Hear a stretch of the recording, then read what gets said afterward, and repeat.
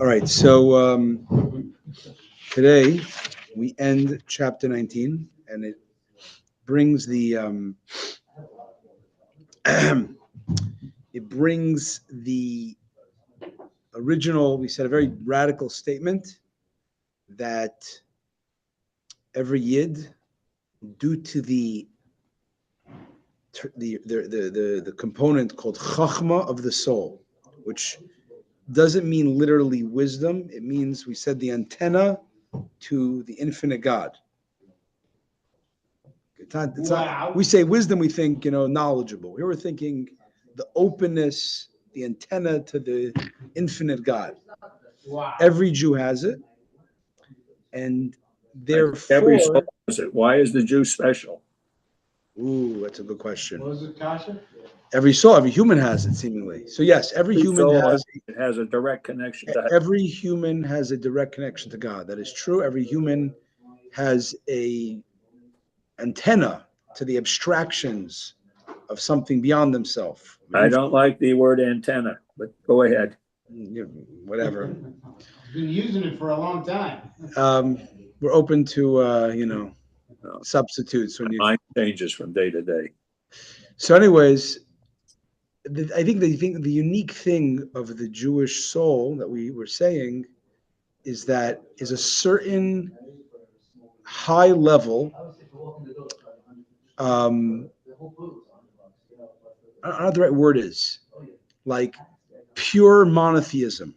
I think every human being has a belief in a monotheistic God, or could have it, right?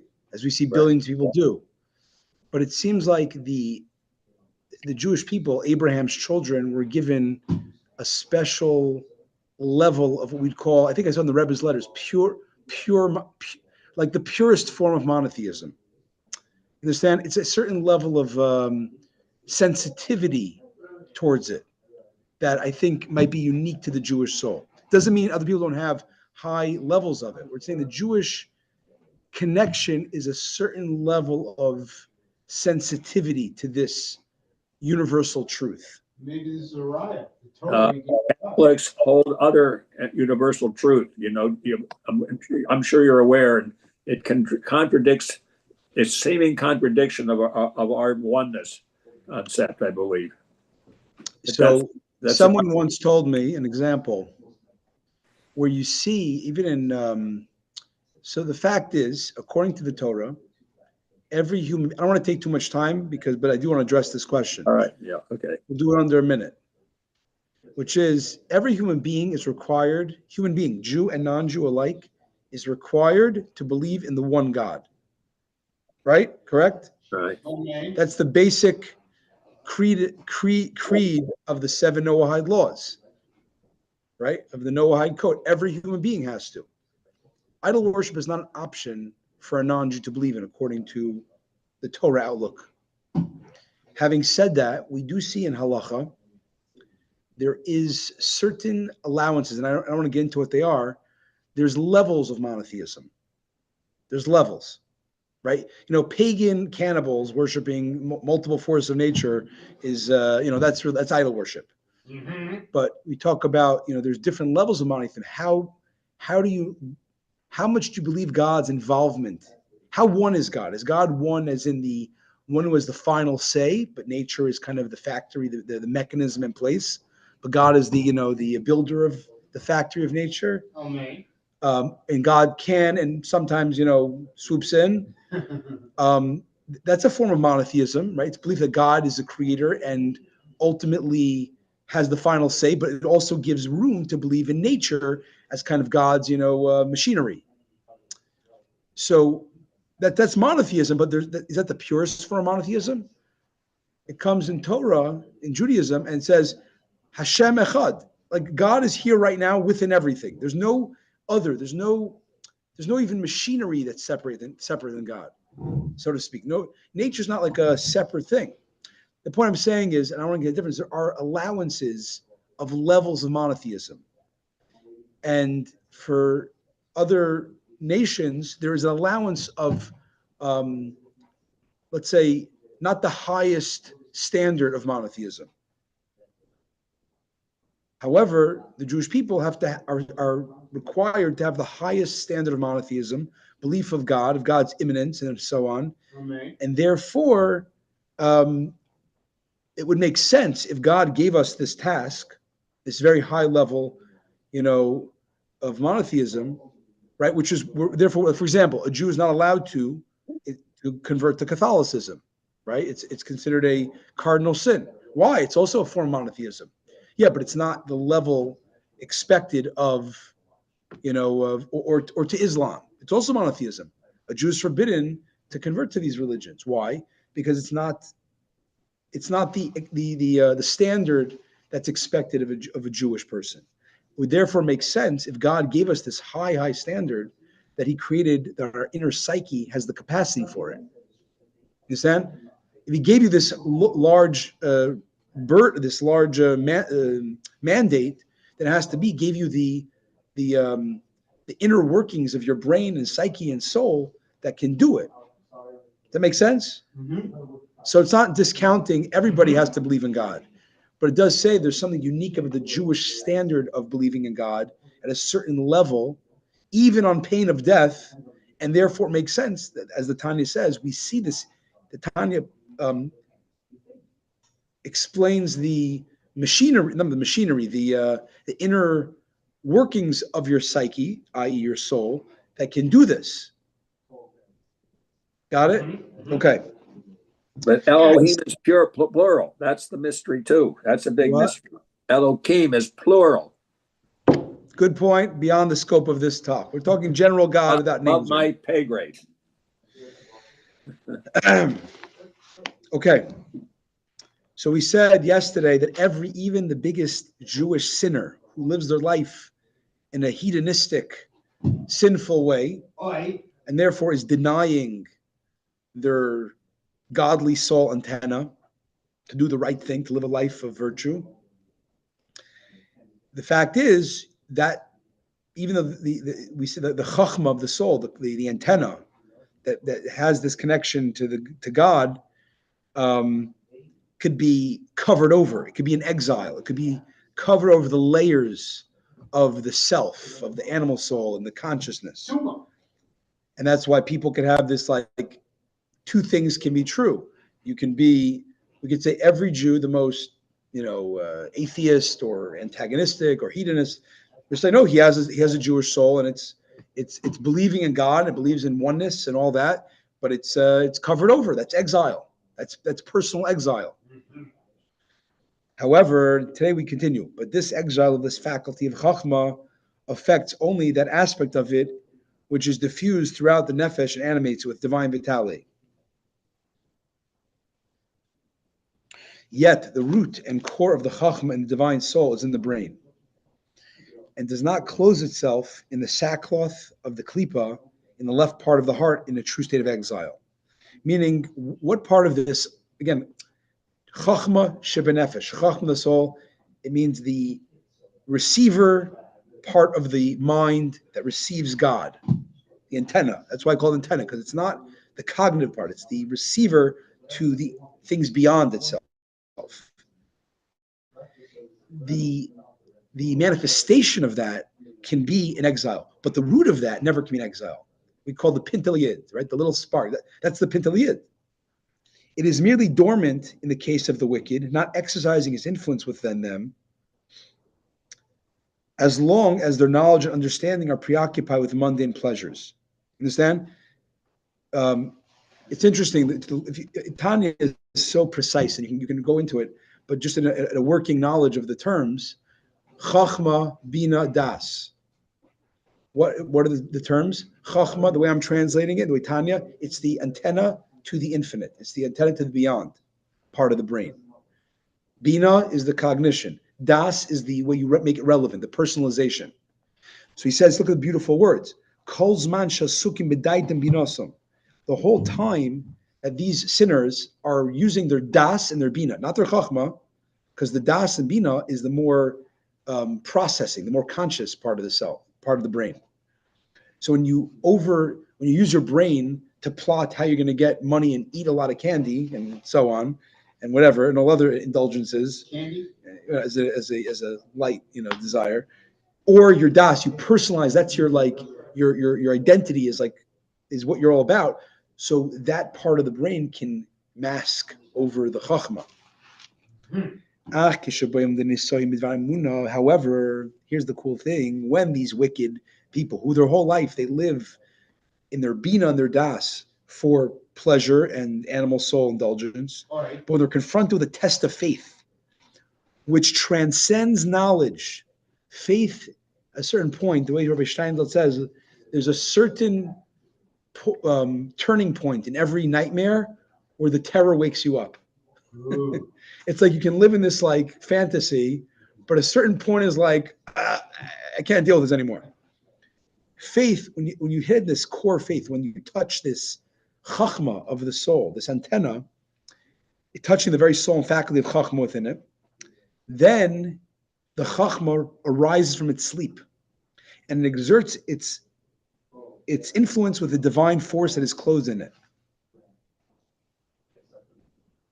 It starts desiring to connect to God at all costs, as we see in Tehillim, Vayiketz Kiyoshin Hashem. Then the Lord awakened as one out of sleep. And this, what happens to this sinner, who for 50 years they're leading a sinful life, and then comes a breaking point of faith, which they can't deny, a red line. What happens? They withstand, despite that it's so hypocritical, because their whole life they're an atheist, pleasure seeker, whatever. Let's say comes this breaking point, they start having, I'm Jewish and I'm willing to die for it. They withstand the test of faith in God without any reasoning or knowledge that He can comprehend. They can't even explain this phenomenon. Why are they changing? What's happening to them? And to prevail over the klipot and over his desires towards worldly matters, both permitted and forbidden, which he was accustomed to indulge, and even to despise them. You actually start saying, I don't care about everything I worked for, I don't care about. And to choose God as his portion and his lot. Wow. So that he is prepared to offer his soul to God for the sanctification of his name. This is explaining we're going to explain more how it works, but simple brain mapping of what happens to the sinner who's confronted with martyrdom. His chachma is awakened and overrides everything else. The chachma of the soul, the antenna of the soul to God. Although the klipot prevailed over him his whole life, and he was impotent against them, right? He was like, I can't get, I just give in. As the rabbis have said that the wicked are under the control of their heart, meaning under the animal soul part of the heart. Nevertheless, when he faces a test challenging his faith in the one God, a faith whose foundation is in that level of divine soul called Harei Kodesh, the heights of holiness. Namely, again, these are all euphemisms for the faculty of Chachma, the divine soul, which we said earlier is called Kodesh Elyon, the supernal holiness in the soul.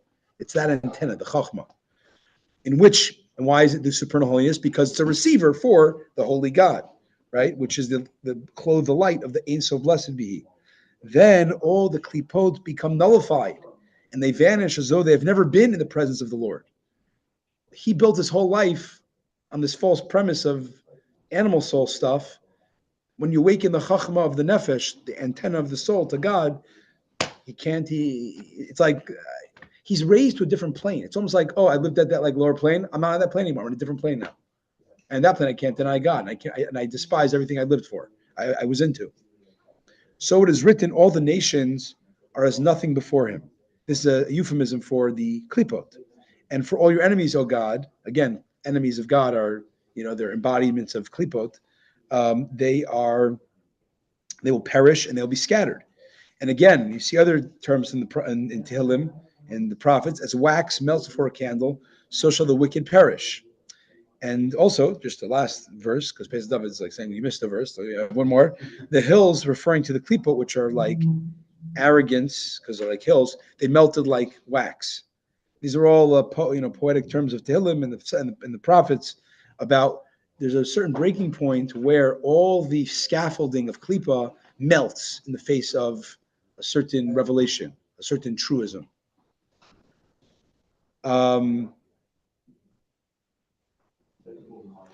Just to say a cool story from the DailyTanya. In the 17th century, this is on page 482 in the sidebar in the bottom.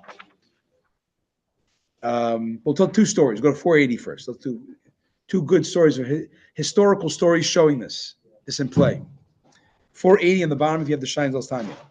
It's well known the number of Jews involved in the revolutions of the 19th century were vastly disproportionate to their numbers and the population at large. Those Jews manifested in a twisted manner the chosen nature of the Jew. The divine presence, for example, the Jews that were the biggest advocates of communism, right? They became like fanatics about communism. More so than their non-Jewish compatriots. So we can understand this based on the idea that the Jewish chosenness, this like sensitivity towards higher truth, can also be corrupted, right? This like messianic fervor. Okay, we want to create a communist utopia. But that's an example. Earlier we said that the divine soul was in exile. So it says it happened more than once. They had people, the Jews in the early 20th century, who their father was a big rabbi who was a leader and a big, very reverent person to the religion, and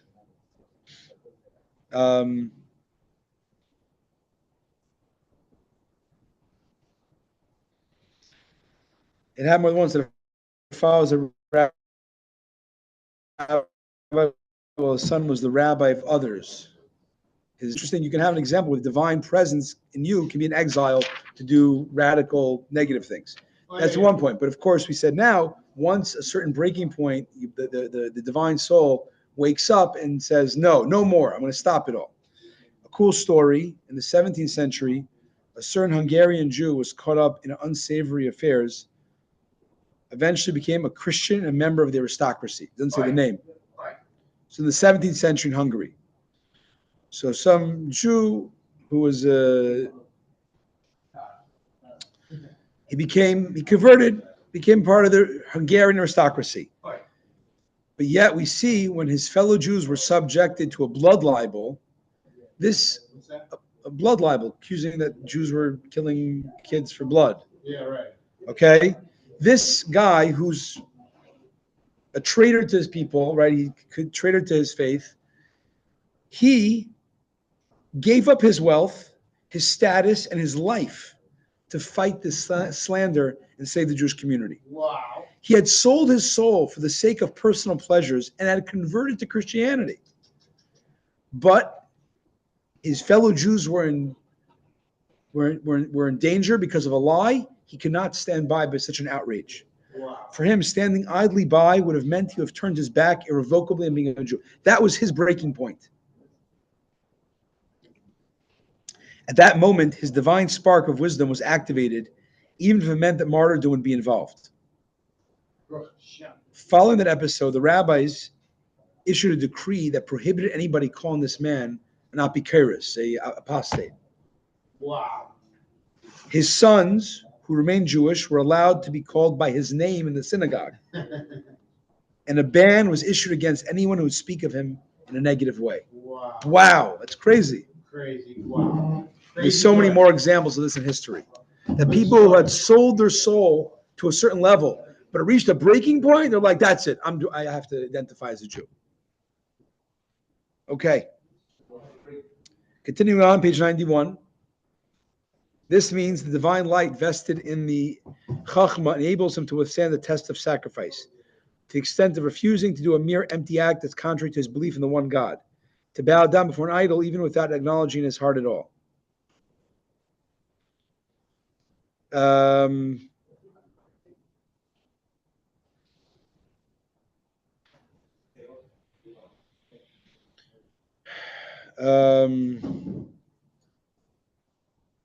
Yeah. I mean, what's weird is this guy, for example, the Hungarian Jew, who sold himself for pleasure to become a Christian in the Hungarian aristocracy, but when he had the breaking point, that moment of truth, it's saying, I don't know if that happened with him, is that Then he's like, I reject everything I said before. I recant. He won't even, I'm sorry, not that.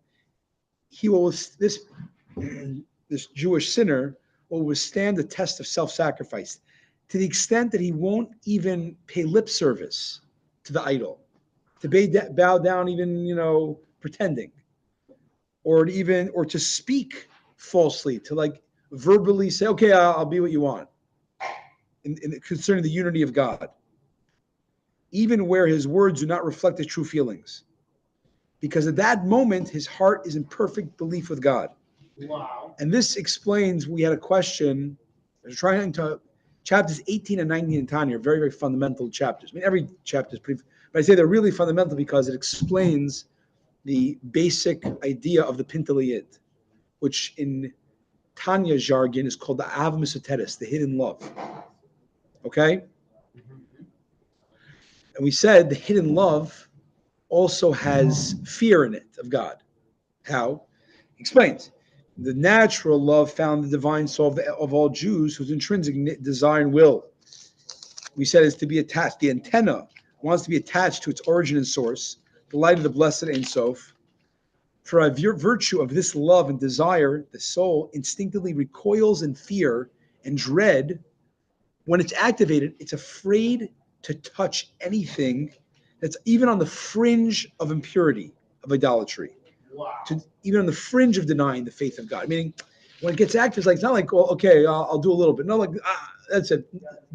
I will not even take chances anymore of denying, even in lip service, the unity of God and his identity as a Jew. Even when such contact involves only the outer garments of the person, meaning his speech, his action, lip service. He could just lip service and be saved from death. When that's acted, he's like, I'd rather die. Wow. Without any faith whatsoever in the heart. So this ends the basic definition of what again, if you want to understand our goal of these chapters, it's beautiful ideas just in themselves. But this is a book of advice. This is a book of how to live our life as godly souls in action, not as an animal souls in action. And he says like this. He says like this, that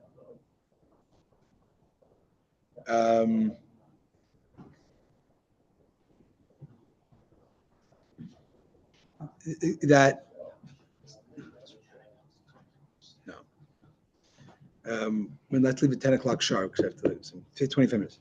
Okay, so the hidden love, when you want to lead a godly soul life and you don't have the meditation power that day on you, never fear. You can tap in, you can break glass in case of emergency and grab your Avamis Eteris, your hidden love, which is the antenna, which we're saying, even if you're unaware of it, every Jew has this antenna to connect, to only want to connect to God, and is afraid to do anything to tamper with that. The problem with that's a nuclear option. That's a very inner type of thing. We don't operate usually on that level. Understand? We don't operate at like an existential level every day. However, he's saying it doesn't change. The fact you operate on a more surface level doesn't change. You have that existential reality of your chachma of the nefesh, as I dubbed it, the antenna of the soul to connect to God. And you're going to see later how he's going to say you can use that to not give in to the Yetzer Hara. But now we're just understanding it. What is it? Okay, we understand. It's full of love, and it's also it has fear that it doesn't want to sever that love by doing anything.